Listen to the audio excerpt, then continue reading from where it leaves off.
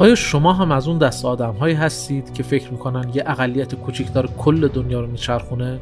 همونا که دولت‌ها رو میارن و میبرن، انقلاب‌ها رو هدایت میکنن، جنگ‌ها رو راه میندازن، بالا و پایین رفتن قیمت نفت هم کار اوناست. شاید حتی کرونا هم کار خودشون باشه. میگن ویروس کرونا رو خودشون ساختن و پخش کردن. توی واکسن ها هم چیپ کار گذاشتن. انقلاب ایران چی؟ بعضیا میگن اونم کار انگلیسی‌ها بوده. اما نظر شما چیه؟ به نظر شما هم یک گروه پرقدرت ولی نامری دارن کل جهان رو کنترل و هدایت میکنن و ما مثل عروسکای خیمه شب بازی اسیر دست این گروه ها هستیم؟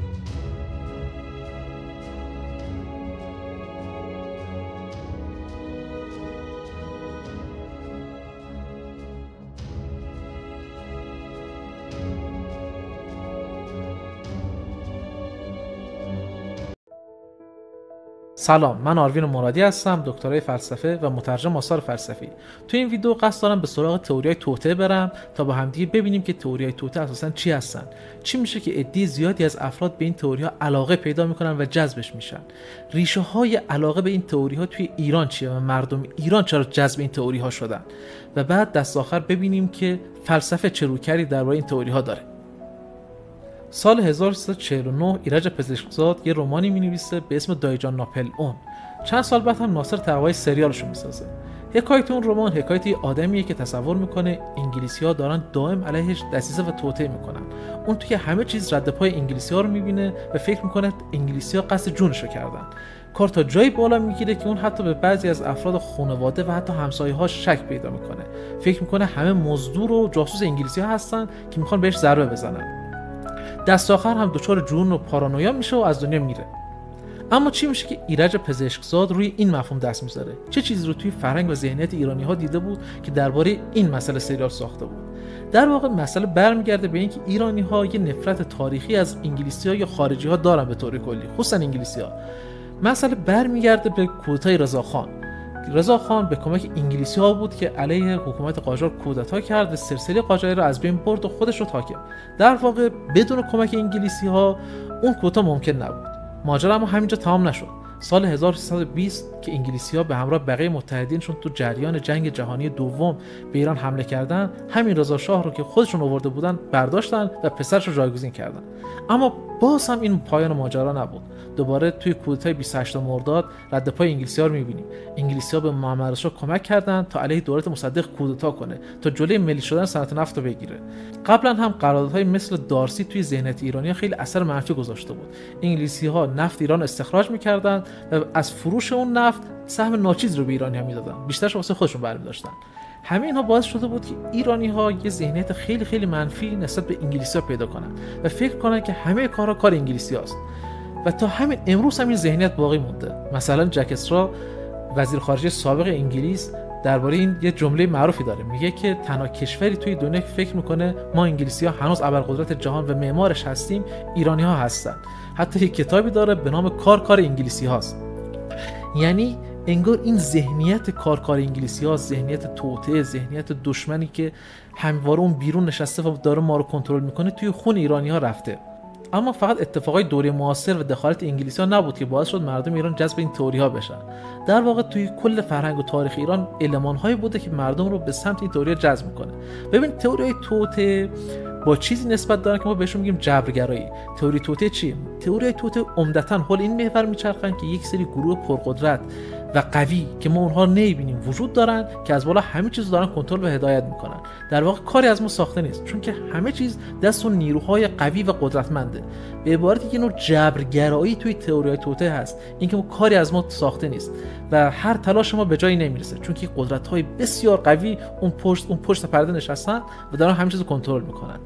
و این توی فرهنگ و تاریخ ایران هم ریشه داره. در واقع مسئله جبرگرایی که ما توی آثار مختلف ادبی و عرفانی رو می‌بینیم، خصوصا بعد حمله مغول خیلی قدرت پیدا میکنه. مغول‌ها که حمله میکنن به ایران، همونطور که میدونید یه ویرانه از ایران به جا میذارن، همه چیزو تخریب میکنن، میان و میکشن و میبرن و میرن و ایران رو به یک ویرانه تبدیل میکنن. و این باعث میشه که ایرانی‌ها دچار یک یأس و ناامیدی شدیدی بشن، یک نوع بی‌اعتنایی به دنیا، یک نوع تسلیم.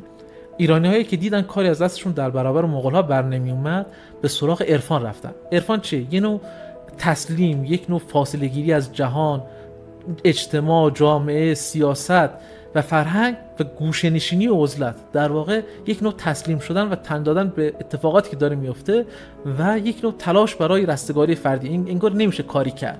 به خاطر همین هم بود که بعد از حمله مغول خیلی خانقاه‌ها و خراباتخانه‌ها اینا جایی بودن که عرفا توش جمع می‌شد و مراسم عرفانی خودشون اونجا برگزار می‌کردن. این خانقاه‌ها و خراباتخانه‌ها به شدت گسترش پیدا کردن بعد حمله مغول و توی آثار عرفانی هم رد پا اینها رو می‌بینیم. جوینی که معاصر حمله مغول هست و اثر معروفش تاریخ جهانگوش‌های جوینی رو تو اصل نوشته، درباره حمله مغول یک جایی میگه که خاموش باش، باد بی‌نیازی خداوند است که می‌وزد. یعنی اینگار نمیشه کاری کرد، این باد بی‌نیازی خداست.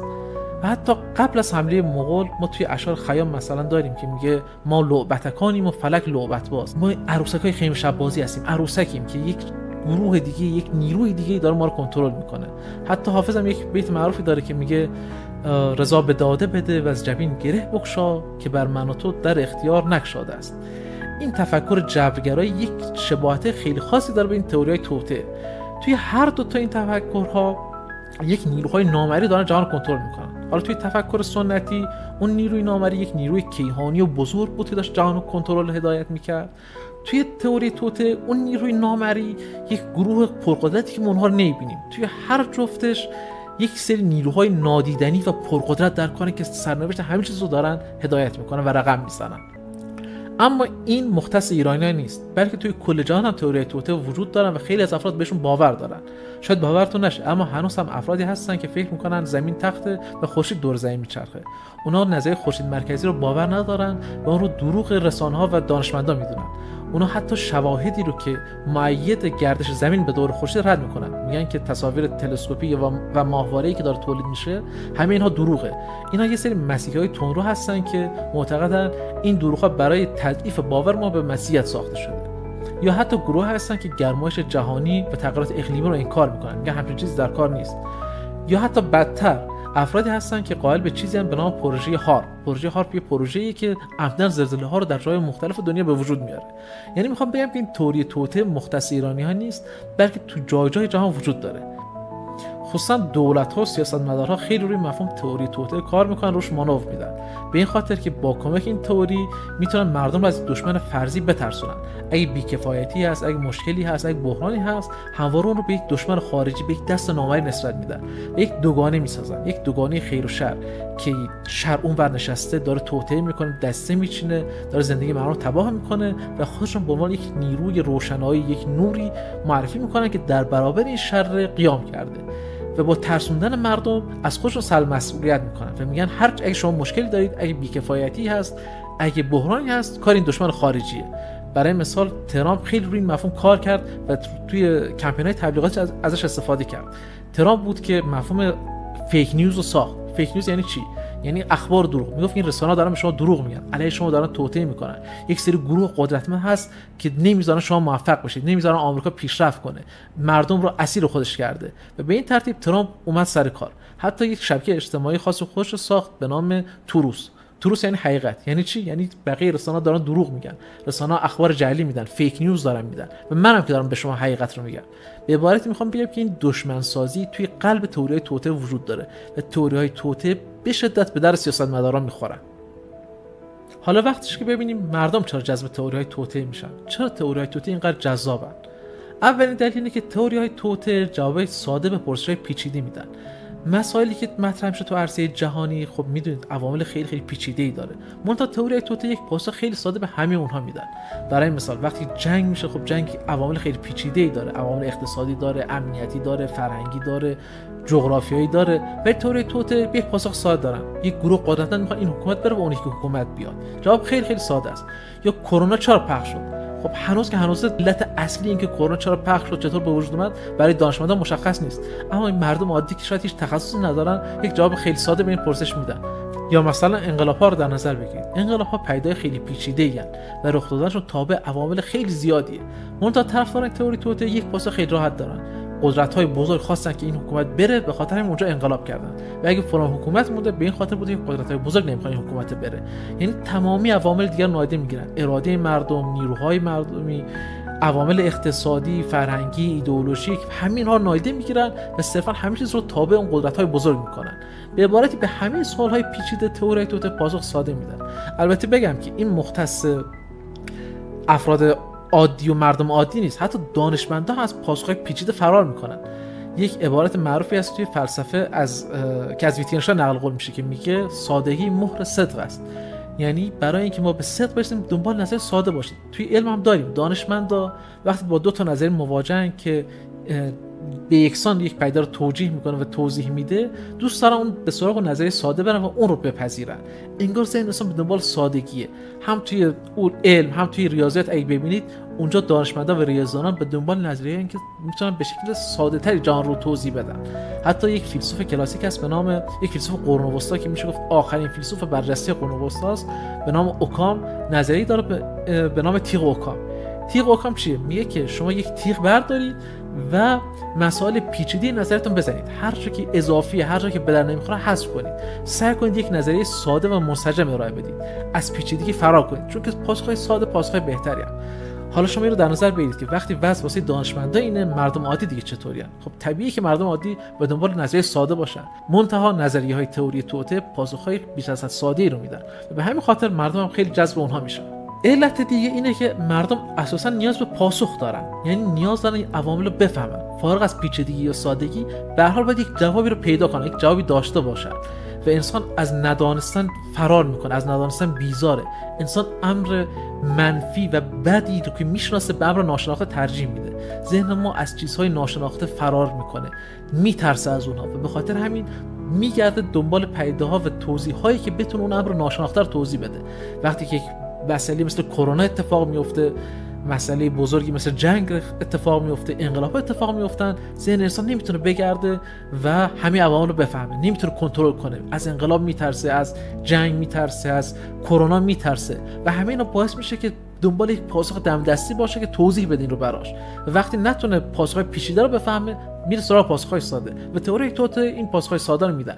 یعنی تئوری‌های توته در نهایت پاسخ میدن، ناجواب نمیذارن چیزی رو، یک جوابی برای همه چیز دارن. هر اتفاقی میفته کار خودشونه. عامل سومی که باعث شده مردم جذب تئوری توته بشن اینه که توهم دانایی میده. شما افرادی رو دیدید که طرفدار تئوری توته هستن چطور از بالا نگاه میکنن به قضیه، میگن ساده ای بابا، خیلی ساده، کار خودشونه. یک جست دانایی میگیرن و به مردم طوری وانمود میکنن که اینها از چیزهایی خبر دارن که بقیه مردم نمیدونن. اینها از قدرت‌های پیچیده و مرموزی با خبرن که مردم عادی نسبت به اونها آگاهی ندارن. به این ترتیب یک جست دانا، یک جست خردانا به اصطلاح میگیرن و از بالا میتونن به مردم نگاه کنن. به این فیگور دانا بودن، فیگور دانستن چیزهایی که بقیه مردم نمیدونن، برای اونها لذت بخشه. و این عامل باعث میشه که خیلی از افراد جذب تئوری توته بشن. حالا قبل از که به سراغ نقدهای فلسفی تئوری توته بریم، اگه ویدیو رو دید و خوشتون اومده، حتما ویدیو رو لایک کنید، برام کامنت بذارید و کانال رو هم سابسکرایب کنید تا ویدیوهای مشابه به دستتون برسه. الان وقتشه که ببینیم که فلسفه چه نقدهایی رو به تئوری توته وارد میکنه. اولین و مهمترین نقدی که میشه از سمت فلسفه به این تئوری وارد کرد اینه که طرفدارای تئوری توته فرق بین فرضیه و نظریه رو نمیدونن. یعنی چی؟ فرضیه اون ایده‌ای که ما در مواجهه با یک سوال میسازیم، یک اتفاقی میفته، ما براش یک فرضیه میسازیم. فرض کنید من و شما داخل یک اتاق نشستیم و در خونه زنگ میخوره. من میگم که علی پشت دره و شما میگید که نه، اکبر پشت دره. من میگم به این خاطر علی پشت دره که گوشیش رو تو خونه جا گذاشته و حتما برگشته گوشش رو برداره. شما از اون طرف میگید که نه، اکبر به من زنگ زده بود، گفته بود میخوام بیام خونه‌تون، پس اکبر الان پشت دره. و نظریه ما تا زمانی که ما نریم در رو باز کنیم و ببینیم که چه کسی پشت دره، در حد فرضیه باقی میمونه. یعنی برای اینکه بفهمیم کی داره درست میگه، باید بریم اون در رو باز کنیم. ما اگه 1000 سال با هم دیگه بشینیم بحث کنیم که کی پشت دره، در نهایت فرضیه ما به نظریه تبدیل نمیشه. کی ما میتونیم بفهمیم که کدوم یک از فرضیه درسته؟ وقتی که بریم در رو باز کنیم. به عبارتی وقتی یک شاهدی، یک گواهی، یک مدرکی برای فرضیه ما پیدا کنیم که حالا اون شاهد یا فرضیه ما رو تایید میکنه یا رد میکنه، و تنها در اون صورتی که فرضیه ما به نظریه تبدیل میشه. منتها طرفدار تئوری توته هیچ وقت از سطح فرضیه به سطح نظریه نمیرسن. اونها هیچ وقت برای باورهای خودشون شاهد و دلیل ارائه نمیکنن. شما وقتی بپرسید که مثلا فلان جنگ که شما معتقدید کار خودشون بوده، کار اون قدرت ها بوده، به چه شکلی رخ داده، شاهد و دلیل چیه؟ هیچ شاهد و دلیلی به شما ارائه نمیدن. وقتی ازشون میپرسید که فلان انقلاب که شما میگید کار خودشونه، بر اساس چه مدرکی دارین حرفو میزنی کار خودشونه، اونها هیچ مدرکی به شما ارائه نمیدن. برای مثال من همین انقلاب ایران از مثال میزنم. همه شواهد تاریخی مؤید اینن که قدرت‌های غربی مخالف انقلاب 57 ایران بودن، اما عده زیادی همین امروز باور دارن و از اون موقع فکر میکنن که انقلاب ایران کار قدرت‌های خارجی بوده. آمریکا، انگلیس نخواستن که رژیم شاه باقی بمونه. ولی وقتی شما از اینا مدرک میخواید، هیچ دلیل و مدرکی به شما ارائه نمیدن. اساسا مدرک و دلیل رو قبول ندارن. اونها حتی ماهیت شواهد و دلایل رو زیر سوال میبرن. خود شواهد و دلایل رو قبول ندارن. برای مثال طرفدارای زمین مرکزی همونطور که گفتم اساسا انکار میکنن شواهدی رو که مؤید خورشید مرکزیه. اونا میگن تصاویری که ساخته شده فیکه، تصاویر رو توی استودیو ساختن، تصاویر ماهواره، تصاویر واقعی نیستن. چیزی که رسانه‌ها درباره گرماشترانی میگه دروغه. اونا حتی مدارک و دلایل رو هم رد میکنن. به عبارتی هیچ زمین بازی نمیذارن. همه چیز از بیخوبون منکر میشن. و به عبارتی نظری فرضیه اونها هیچ وقت به ساعت نظریه نمیرسه و هیچ وقت نمیتونن دلیل رو ارائه بدن، چون که اساسا دلیل رو قبول ندارن. اونا میگن همه دلایل هم دروغن، همه مدارک دروغن، یعنی همه مدارک خلاف باورش رو هم رد میکنن. یک نوع تعصب بسیار شدید و افراطی، یک نوع عدم آگاهی که نمیخواد با هیچ دلیلی نظرش رو عوض کنه. مشکل دیگه تئوری توطئه اینه که از انسان سلب مسئولیت میکنه. همونطور که گفتم تئوری‌های توطئه با جبرگرایی پیوند نزدیکی دارن. وقتی شما قائل به این باشید که یک نیروهای برتر از شما، فراتر از قدرت شما و فراتر از توان شما دارن همه چیز رو کنترل میکنن، دیگه اساسا مسئولیت روی دوش شما نمیمونه. شما حتی اگه بخواید کاری هم کنید نمیتونید، چون که اونها اینقدر قدرت دارن، اینقدر زور دارن که شما هر تلاش کنید به نتیجه نمیرسه. نتیجه جامعه کرختی میشه که هیچ مسئولیتی نمیپذیره، حاضر نیست به خودش برگرده و عیب و ایرادهای خودش رو ببینه و تا زمانی که جامعه به خودش برنگرده و عیب و ایرادها و مشکلات خودش نبینه نمیتونه پیشرفت کنه. یک مثال براتون میزنم. ما ایرانی‌ها همیشه معتقدیم اگه پیشرفت نکردیم دسیسه و توطئه خارجی‌ها بوده. خارجی‌ها بودن که ما رو اشغال کردن، ما رو استعمار کردن، سرمایه‌ها ما رو دزدیدن بردن و هر مشکلی داریم به خارجی‌ها نسبت میدیم. اما ما هیچ وقت از خودمون نپرسیدیم چرا ما اساسا گذاشتیم که خارجی این کارو انجام بدن. اگه ما کشور قدرتمند و قوی بودیم باز هم خارجی میتونن این کارو انجام بدن. به عبارتی به جای که برگردیم و از خودمون بپرسیم، از علل ضعف و مشکلات خودمون بپرسیم، هموار دنبال یک مقصر خارجی گشتیم و به همین خاطر هیچ وقت نتونستیم پیشرفت کنیم. یه مثال براتون میزنم. ایمانوئل کانت، فیلسوف مشهور آلمانی که توی دوره روشنگری زندگی میکرد، یک رساله‌ای داره، رساله خیلی کوتاهی به نام روشنگری چیست. توی اون رساله درباره این بحث میکنه که روشنگری یعنی بیرون اومدن انسان از حالت کودکی خودش و بلوغ. یعنی چی؟ قبلش درباره روشنگری توضیح خیلی کوتاه بدم. روشنگری دوره‌ای بود که پس قرون وسطا اومد و میخواست انسان‌ها رو روشن کنه، به عبارتی از جهلی که سالها در قرون وسطا انسان‌ها اسیرش بودن در بیاره و انسان‌ها رو به انسان‌های خدایین بدل کنه.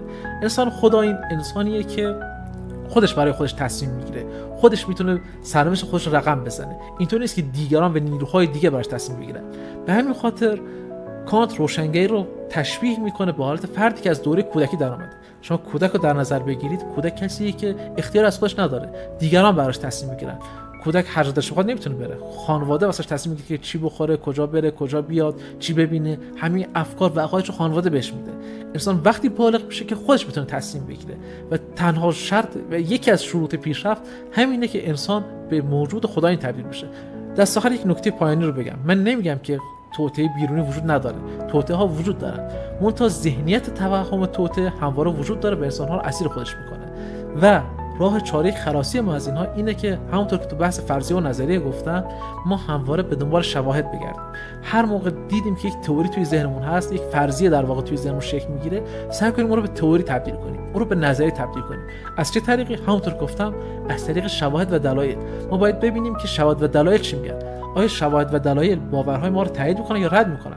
ما باید بریم تحقیق کنیم، تجربه کنیم، کاری که دانشمندا انجام میدن و طرفدارای توهم توطئه این کار انجام نمیدن. اونا میخوان تو خونهشون بشینن و از توی ذهن خودشون نظریه بدن، همینطور تا دلتون بخواد فرضیه میدن. کرونا کار خودشونه، جنگا کار خودشونه، انقلاب کار خودشونه، هر اتفاقی میفته کار خودشونه، زلزله کار خودشونه، همه چیز کار خودشونه. این افراد هیچ وقت سراغ دلایل نمیرن، شواهد نمیرن. پس اگه میخوایم توی تئوری توطئه نیافتیم، توی این دام نیافتیم، باید به سراغ شواهد و دلایل بریم.